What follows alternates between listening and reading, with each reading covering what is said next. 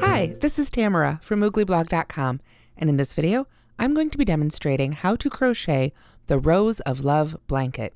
This is a free pattern that you'll find on mooglyblog.com. Please go to the link in the description. There you will find both right and left-handed video tutorials, as well as the link to the written pattern, which you will definitely want to reference for this one. To make the Rose of Love blanket, you need Red Heart Soft and a US J hook. I used 4 colors, and that's what I recommend for this pattern, and I have my colors listed in the pattern as well, but of course you can use whichever colors you like. You'll also need a pair of scissors, as well as a yarn needle and some stitch markers. Now let's take a look at the finished blanket together. The Rose of Love blanket begins with row 1, which is the row of purple that you see right here, a simple row of double crochet. Then row 2, we've got the gray with some post stitches, and then row 3, we go to the white. Then we do a row of these puff hearts, which I'll be demonstrating here. Then another 2 rows of white before we go back to the gray, purple, gray, and we've got our repeat right there. So that first row is not part of the repeat, it's just sort of a setup row. And then the repeat goes 1, 2, 3, 4, 5, 6, 7 rows.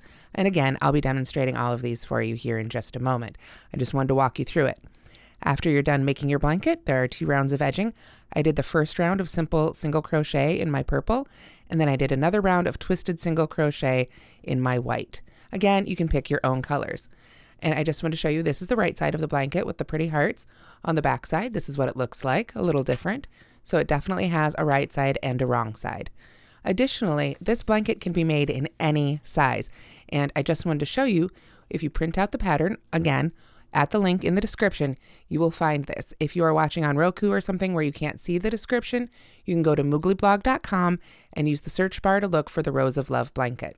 So, as I was saying, when you get the written pattern, there are all the sizes listed out, and you'll need to refer to this chart to see what size you want to make, and that will tell you how many stitches you'll begin with for the first row and how many rows you will have total. It will also tell you exactly how many yards of yarn you'll need and how much of each of your colors, depending on which colors you choose. I personally made the baby size, but of course they're all going to basically look the same. It's just going to be a matter of how big, how many stitches wide, and how many rows long.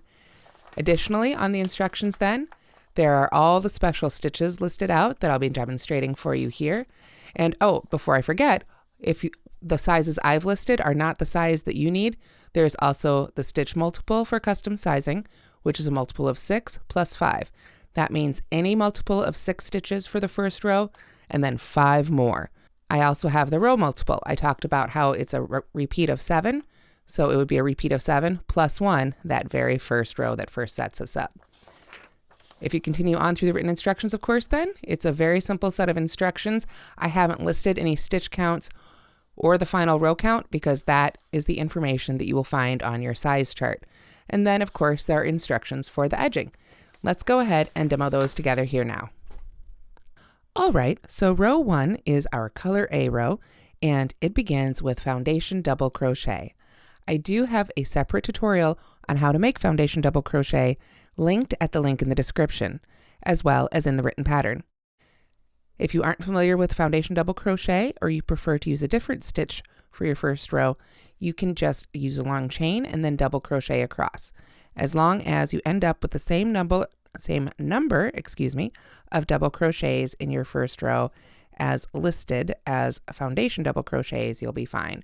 So for example, if you were making a size that called for 200 foundation double crochets, you could chain 22, skip the first 2 stitches, and then double crochet in each remaining chain, or you could skip the first 3 and count that as your first stitch, whichever you prefer.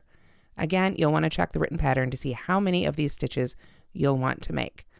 I'm just going to make a little sample size here, so I'm going to be working from our custom stitch multiple, which again is a multiple of 6 plus 5. So however you want to make your first row, it's just a row of double crochets. Again, refer to your chart, and I will see you when I'm ready to begin demonstrating row 2. So here I've made my abbreviated row 1. It's a multiple of 6, 1, 2, 3, 4, 5, 6, 1, 2, 3, 4, 5, 6, plus 5, 1, 2, 3, 4, 5. So with that, I have finished row 1. So I need to break my yarn, which just means go ahead and cut it. You don't want to actually try and rip apart Red Heart Soft. I think that would hurt your hands. It's a very strong yarn. Make sure you leave enough length to weave in your end. And with that, you can go ahead and secure it and turn to come back for row 2, where we'll be using color B. All right, so here I've got my color B and I'm ready to begin row 2. Row 2 begins with a standing double crochet. Again, this is a separate tutorial that I do have linked, but I'll demonstrate it here for you relatively quickly. I'm going to hold the end of the yarn in the fingers of my hook hand that I'm not using to hold the hook, yarn over twice, go into the very first stitch of the row, pull up a loop, yarn over and pull through 2, yarn over and pull through 2. Now I'm just going to continue holding on to that end while I make my next stitch. The next set of instructions say double crochet in the next 4 stitches. So I'll make the first one here. And with that, I can let go of that end. What I like to do though is take a stitch marker and secure that loop as well as this end, as those will be the 2 loops that we work under when we come back and work into that stitch. Here we are. I will just slip my stitch marker right under that loop and under my end, and I will know that's where I come back and work the last stitch when I work back across this row. All right, so I get my hook back in my loop here, and I can make the rest of those double crochets. You'll remember we started with a standing double crochet in the first stitch, followed by 4 double crochets. If you don't like the standing double crochet or don't want to make it, you can substitute by joining and chaining 3 or whatever double crochet start that you like to do for your double crochet rows. So we've got those stitches made, and next we're going to back post treble crochet around the next stitch. So I'm going to yarn over twice, then I'm going to come behind my work with my hook and go around the post of the stitch with my hook, yarn over, pull the loop back around and up a little bit, kind of wiggle it up there so it's easy to work through, yarn over, pull through 2, yarn over, pull through 2, and yarn over and pull through 2. And that's our back post treble. Then we double crochet in the next 5 stitches. 1, 2, 3, 4, and 5.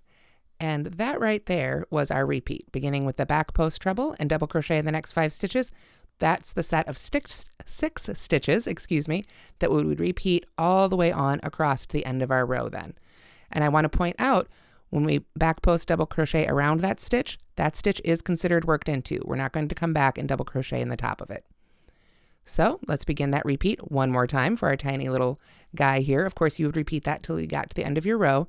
Back post treble crochet, we yarn over twice, go around the post from behind our work, pull up a loop, yarn over, pull through 2, pull through 2, pull through 2. Then just double crochet in the next 5 stitches. For us, on our little swatch here, it will be the last 5. So there's 2, 3, 4, and 5. There we are. Then we can simply get our scissors again, and it's time to break color B. And then we can turn and come back with color C. All right, now that we've finished row 2, we've officially begun our first row repeat. Remember that our row repeats will run from row 2 through row 8. So let's begin row 3. I'm going to start the same way I did for row 2 with a standing double crochet in the very first stitch. There we are. Then I am going to double crochet in the next stitch. And then at this point, I like to go ahead and put that stitch marker in again. So I usually have a stitch marker going at each end of the pattern, one for the first stitch of that row and one waiting for me at the first stitch of the previous row. So I know that's where I'm going to end, and that way I won't miss a stitch. Get that back on my hook there. There we are. Then I'm going to yarn over, and in the next stitch, I make a half double crochet, followed by 2 more double crochets. 1, then 2, And then I have a front post treble crochet. So to do that, I'm going to yarn over twice, and then I'm going to go around the post of that back post treble we made. But this time I'm going to do it from the front of our work. From the back, for the back post treble, we came from behind. For the front post treble, the difference is that we come from the front. So we just go right between those stitches and around that post, pull our loop up there in front, yarn over, pull through 2. Oops, caught the yarn a little bit. There we go. Pull through 2, pull through 2, and pull through 2. There we go. And of course, again, that front post treble began the repeat that will take us across this row. We double crochet in the next 2 stitches. 1, 2, half double crochet in the next stitch, double crochet in the next 2, 1, 2, and that's our repeat right there, those 6 stitches again. Now, if I'm making those stitches a little too quick for you, feel free to use the gear icon on YouTube to slow the video down, or if needed, speed it up. Let's make that repeat one more time together to finish our row. Yarn over twice, go around the stitch from the front here, pull up our loop, pull through 2 3 times to finish it off. You'll notice I kind of keep my thumb and finger gripping the stitch as I work it up. I find this keeps those loops from stretching out too much and getting wobbly. So a little tip for you there too. Then we double crochet in the next 2. 1, 2. Then we half double crochet in the next. There we are. And then double crochet in the last 2. And that will finish our row 3 repeat. Just make sure you go under both of those loops. That's including that tail end there. You can see, got my hook under both loops. I finish the stitch there, and that will hold that end then really nicely until we get it woven in. So at the end of row 3, we are not going to cut our yarn, but we are going to do something a little different. We're going to pull up our loop and get another stitch marker out here. And I'm going to put a stitch marker right in the active loop. And this is just to help keep it open, because I'm going to come in and work with another yarn and then come back to this loop later. And this way, as I work and make the next row, it won't accidentally pull any stitches out. So that's just a securing stitch marker right there. For row 4, I'm going to come in with our color D. Now, besides adding the stitch marker there and not cutting our yarn, the other difference at the end of row 3 is that we do not turn. We're going to come back and work the exact same direction across for row 4. So for row 4, I have my fantasy colorway, the multicolor one that I used. So I am going to join this one to the first half double crochet. So that's that 3rd stitch in that we made. And I'm going to go ahead and join this sort of the standard way with a slip stitch here. And then I'm going to pull that down really tight. I always like to do that, just get it nice and secured. And then I'm going to make a chain 2, 1, 2. And then I'm going to puff stitch, let me get centered again here. I'm going to puff stitch directly into that same stitch. So I'm going to yarn over, go into that same stitch, pull up a loop, and I want to pull this up nice and high, about the height of a double crochet. Then I yarn over again, go back into that same stitch, pull up another loop, pull that up nice and high as well. At this point, you should have 1, 2, 3, 4, 5 loops on your hook. So we're going to do it one more time. Yarn over, go back in that stitch, and pull up your loop nice and high. You go ahead and use some tension there. It's all right. Then, to finish it off, we yarn over and pull through all 7 loops. And as I do that, I just want to point out, I'll make sure to point it out here at the beginning next time, I angle the hook of my hook down so that it doesn't snag the stitches as I pull through, at least as much as possible. After that, I'm going to go ahead and keep a good grip on it, keep those stitches steady, and make a chain 1.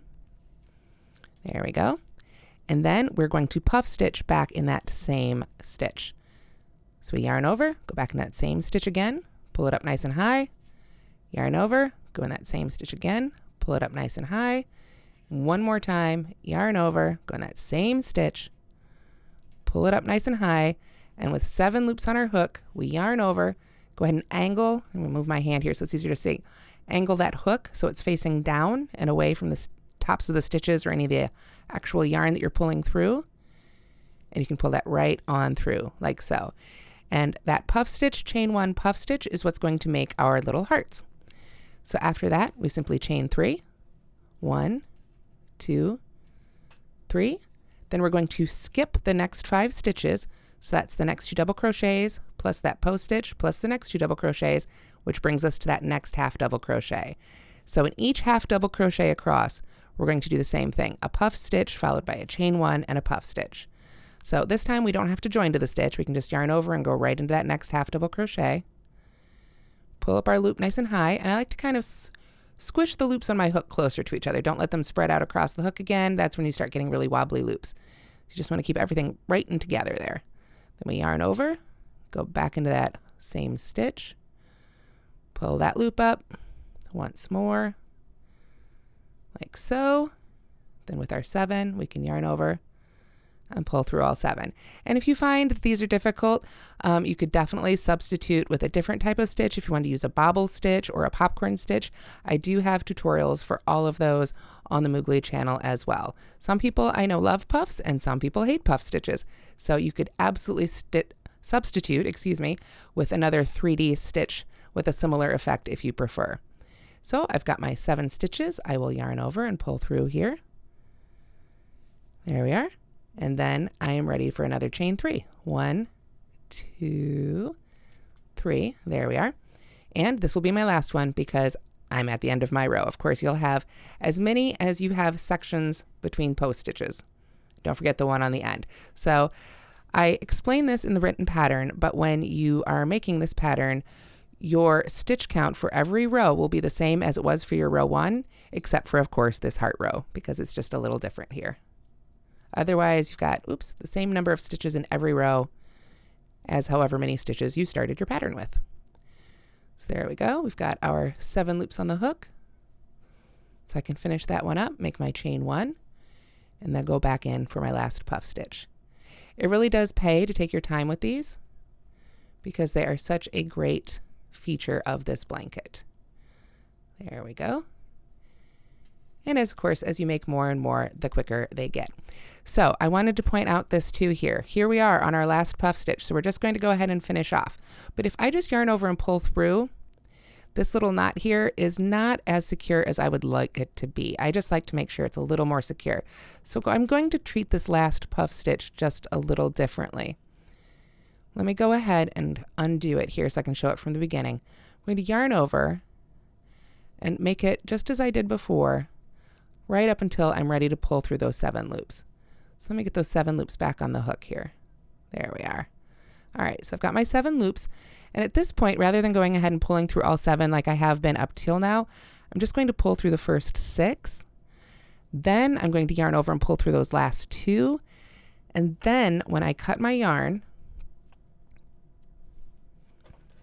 and pull that end through, like so, it just feels like a much more secure knot right here. I'm not nearly as worried about this coming out. Of course, I'll still weave in my end when I'm all done, but when you work the next row, it really doesn't look any difference, and it just adds a little extra stability right there for your end of your row 4. So with that, we are ready to begin our row 5 and go back to our color C. All right, so to begin row 5, I'm going to go back here to this active loop that we had put our stitch marker in, and take that stitch marker out of the way and put my hook right back in that loop. There we are, and we're ready to begin row 5. So I want to go ahead and turn. The instructions for that are written at the end of row 4, but I like to get the hook in there first. And then I'm going to make another stitch, the chainless starting double crochet / double crochet 2 together. Some of you may have made my chainless starting double crochet before. If you haven't, I do, again, have a separate tutorial for it. It's a great stitch. And this time I'm going to use it in combination with a double crochet to make a decrease over these first 2 stitches that we made back in row 3. So I've pulled up a loop about the height of a double crochet. With my finger on top of that loop, I am going to yarn over with the loop itself, insert my hook in the first stitch of the row, yarn over, pull up a loop, yarn over, pull through these 2, yarn over again, go into the next stitch, yarn over, pull up a loop, yarn over, pull through 2, yarn over, and pull through all 3. So that is a chainless starting double crochet double crochet, 2 together. If this is beyond your skill level or you just don't like it, you can substitute with a chain 2 and then a double crochet in the next stitch and just count that double crochet as your first stitch. That will basically act the same way. It's just not quite as, it just doesn't quite look as the same way as a double crochet 2 together does. And this one approximates the look of a double crochet 2 together just a little bit better. So there we are. We've got a stitch marker in the top of that stitch, so I know it's the first stitch of the row when I come back the other way. And then I am going to back post single crochet around this first puff stitch. And this is, again, a little bit tricky. I'm going to use my hand to pull and put some tension on this end, like so. Then I'm going to come under that end around the puff stitch, so it's kind of like I'm coming from behind. Go back into that chain 1 space, yarn over, try and pull that loop to the other side. There we are. So it's sort of behind your work there. Then yarn over and pull through both loops to make your single crochet. If this is just giving you fits and you just can't quite get the hang of it, go ahead and just make a single crochet in the chain 1 space and move on from there as the pattern is written. Next, we're going to half double crochet into that chain 1 space. There we are. And then I'm going to back post single crochet around the second puff stitch. This time it's a lot easier because we don't have this fiddly end. We just come from behind right through that chain 1 space, go into that chain 3 space, pull your loop up and around like so. And I like to squish it up nice and tight so it's at the top of that puff stitch. That will help it puff it into that heart shape. Then we can yarn over and finish our single crochet like so. So it looks kind of messy from the back. But if I flip it over, kind of give it a little tug here, you can see how it really puffs those puff stitches into that great heart. Now from there, we are going to be working again back into our row 3, but we want to make sure to enclose this chain 3 so that it doesn't show in the finished blanket. So I'm going to yarn over and make a double crochet in the next 2 stitches, enclosing that chain 3. So I'll yarn over, go into the next stitch here from row 3, pull up my loop, and you'll notice that I went around that chain 3 space. I'll yarn over and pull through 2, stop with my 2 loops left on the hook, yarn over, go into that next stitch, and again, I've got that chain 3 right on top, so it's all enclosed. Pull through 2, and then I can finish my double crochet 2 together by yarning over and pulling through all 3. Then it's time for another back post treble crochet. This time I'm going to be dropping down and going around, whoops, there we go. There we are, our front post treble crochet that we made before. That way it keeps all the cables on one side, on the right side of the blanket. So I'll yarn over. I'm just going to come from behind and come behind that chain 3 too, so that it gets pushed to the back. Go all the way down here, around that post. And it's okay, like here, I'm doing here, to go ahead and flip your work around if it makes it a little easier to see. Pull that loop up, and then you can just yarn over and pull through 2, yarn over and pull through 2, and yarn over and pull through 2. There we are, like so. Then we double crochet 2 together in those next 2 row 3 stitches, again enclosing the chain 3 from row 4. And you can see here when I went in for that last stitch, I just kind of gave that last puff stitch a tug, get it out of the way, so you're just enclosing the chain 3 and not the puff stitch itself. There we are. And I will finish off that decrease like so. Then we're ready again for our repeat here. I'm going to go back post single crochet around this puff stitch. Again, just keep it right at the top of the puff stitch there. Make it look its best. There we are. Then half double crochet in the chain 1 space. And then back post single crochet around the second puff stitch. Like so. Then we have this section here where we work into row 3 again. Double crochet 2 together in the next 2 stitches. Again, make sure you enclose that chain 3 from row 4. There we are. Then back post treble crochet back down around that post stitch in row 3. Really take your time and work those hooks off, or those loops off 2 at a time there. Get a nice good stitch, then we're ready for our second decrease of this section. Like so. And then if you just keep repeating that on across, eventually you'll come to your last puff stitch.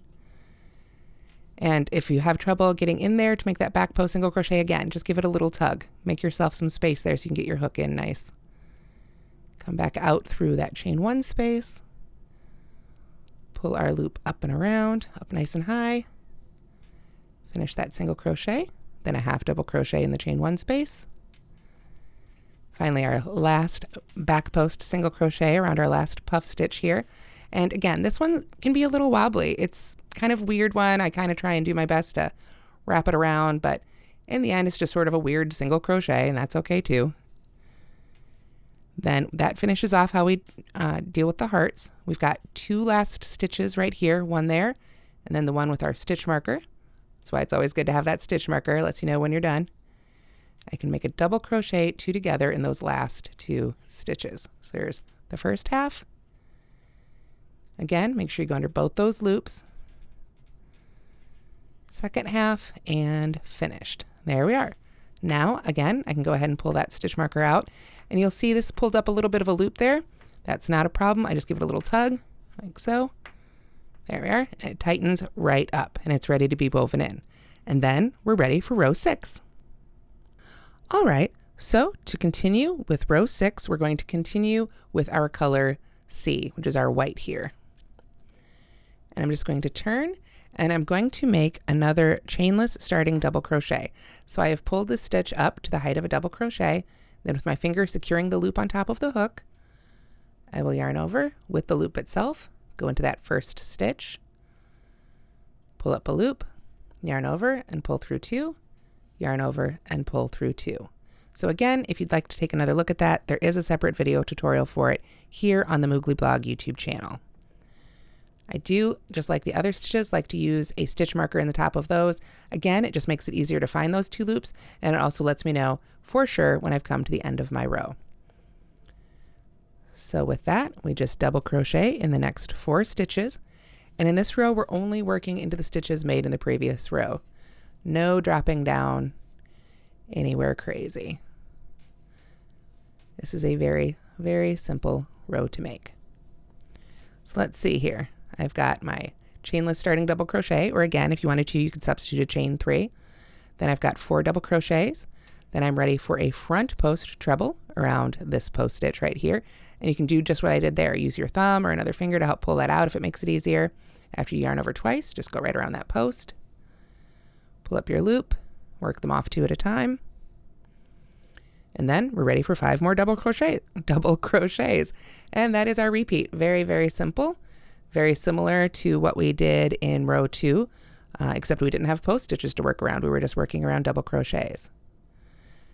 Oops, make sure you don't accidentally work over any extra ends there. There we go. So let's see, I think I've got one more of these before my next post stitch. There we are. And again, when we make the post stitches around these stitches, we don't go back and work into those top 2 V's. That's considered worked. So we yarn over twice, go around that post stitch. You'll see you've got that little chain 3 from our 4th color peeking out there. Go ahead and ignore it. No big deal. Make that front post treble, and then you should finish off your repeat here with 5 double crochets in those last 5 stitches. So there's 1, 2, 3, 4, and we've got our stitch marker in this one, so we know we're in the right spot. That is our 5th stitch. And that is it for row 6. We're finally ready to cut our color C. So I'll go ahead and do that. Try and get the hair out of there. I don't know about you guys, I always manage to get at least one hair in a project. There we go. And I will go ahead and finish that off and turn. And with that, we are ready for row 7. Okay, so we're moving along on our repeat. We had that first row, which kind of acts as a setup row, and then rows 2, 3, 4, 5, and 6. So row 7 is going to be coming back with our color B, which we began our repeat with, and it's going to be the exact same set of instructions. We'll begin with a standing double crochet or join with a slip stitch and chain 3, whichever you prefer. Get a double crochet in that first stitch there somehow. I'm going to go ahead and, grab this stitch marker from down here. We don't need that anymore. I can use that to secure the top of this stitch. And no, I don't need that one anymore either. I just haven't bothered to take it out. There we go. All right. So I've got that back on there. Find my working end of yarn. And then we just double crochet in the next 4 stitches. 1, 2, 3, 4. Get that end out of our way here. There we are. So I've got those 5 double crochets essentially. The starting one plus 4 more. And then we back post treble crochet around that next post stitch. So you can see there's a nice good space there to go right around it. Pull up our loop and work off our loops 2 at a time. And then of course it's our repeat on across. 5 double crochets and then another post stitch. Finishing up at the very end of the row with a double crochet in each of the last 5 stitches. So I'll go ahead and finish my little swatch here. At the end of row 7, we will break the yarn and secure it just like we did at the end of row 2. And then we can make the final row of our repeat together, row 8. All right, and we're finally ready to finish our 7-row repeat and make row 8 together. And for this, I'm going to bring back color A, the color we started with. I'm going to begin just as I did the last row with a standing double crochet in the first stitch. Again, you can use your own favorite double crochet substitute if preferred. Get my stitch marker in here because this is our row 8 repeat. So you'd repeat this for however many basically sets of stripes you'd want to have for your blanket until you've got the length desired. And then it would be the final row of the blanket before you're edging as well. So I am going to double crochet in the next 4 stitches. Now that I've got my double crochet in that first stitch. So that's 4 and 5. There we are. Then I'm going to front post treble crochet around this next post stitch, and that's it. Of course, we'll end up with double crochets in the last 5 stitches of the row, but really it just mirrors what we've been doing before in sort of our plainer rows where it's just double crochets and post stitches. Now, if you wanted to incorporate a 5th color or a 6th color, you would probably want to squeeze it in this stripe section here. So you would have probably fewer heart sections, but you could squeeze in some more colored stripe sections if you desired. When I originally, I skipped that post stitch. I just kept double crocheting across. No big deal. Pull that back out. When I originally designed this pattern, I had planned on including a couple more colored stripes, but I decided I liked this look better, but you could absolutely add more if you wanted to. So I'm at my last 5 stitches here, so I'll just go ahead and double crochet in each of these, and then got my little last bit of what was left over when I finished my blanket here that I'm working off of today. And then when I finish this, we can go over the 2 rounds of our edging together. So I've got my last stitch here and get that made. There we are. Pull that a little tighter. There we go. And that is it for our repeats. 2, 3, 4, 5, 6, 7, 8. Those are the rows we repeat over and over again. So you can see how that setup row, that row 1, just sort of mirrors that very last row of the pattern. So after you've made however many repeats you want to make for yours, then it's time to make your edging. And you can absolutely add your own unique edging to this blanket. It would be a great place to personalize it. However, I've included some simple edging instructions that I used. I decided to make the first round of edging with the same color here, my color A. So if you were going to switch colors, you'd want to go ahead and break that yarn before you started round 1 of the edging. In order to keep my stitches on the right side, rather than turning and working back across the first row, I simply turned and started working down the first side. So I do like to do a little chain 1 there, just as a turning chain for height. And then for me, I find that working 2 stitches in the side of each double crochet row works out really evenly. So I'm just going to single crochet evenly, as I say, right along the side of the blanket with 2 single crochets yes, 2 single crochets in the side of each double crochet row. Wanted to make sure I said that just right.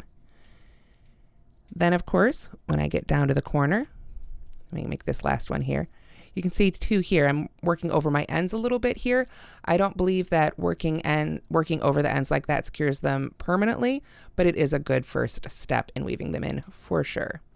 So as I was about to say, when I get down to the corner here, when I get down to the first row that I made, I would go ahead and work 2 single crochets in the side of this stitch, then chain 2 to get me around the corner here, and then just single crochet right in the bottom of each of those foundation double crochets. Or if you made standard double crochets into chains, you'll just single crochet right across the chain. Then of course you can chain 2, single crochet evenly up that second side. Let me get my hook out there so I don't get too tangled. Chain 2 again, single crochet right across that very last row you made, and then you can chain 2 and join to that first single crochet you made of your edging. Then I wanted to go ahead and break and use a second color for round 2 of my edging, so I'm going to add a few more stitches here, and then I'll come back and demo round 2 of the edging. Okay, now here you can see I didn't quite get all the way around with my little sample edging here, but essentially it would just be a single crochet all the way around your blanket. For round 2 of the edging, you can join to any stitch of your first round of edging with the color you desire. I used color C. That's what I had a whole bunch of left over on my last skein of that one. And I'm just going to go ahead and join with a slip stitch to any stitch. Then I'll chain 1. Then I'm going to go back into that same stitch and pull up a loop. And this is the twisted single crochet. And again, I do have a separate tutorial for that if you need it. With both loops on the hook though, I am going to spin my hook all the way around. Then I'm going to yarn over and pull through 2. So it's just like a normal single crochet, but you've got that twist in there. Let's do it again together. Go into the next stitch, pull up a loop, and you'll notice I want to make sure that loop is up nice and high because it has to fit the twist. Then I yarn over and pull through. Let's do that a couple more times. We go into the next stitch, pull up a loop, spin the hook, yarn over, and pull through. Go to the next stitch, pull up your loop, spin your hook, yarn over, and pull through. And there is what that looks like. The first couple stitches can be a little wobbly, so I always make a few before I show them. And if you give them a little tug, that helps sort of pull them apart too.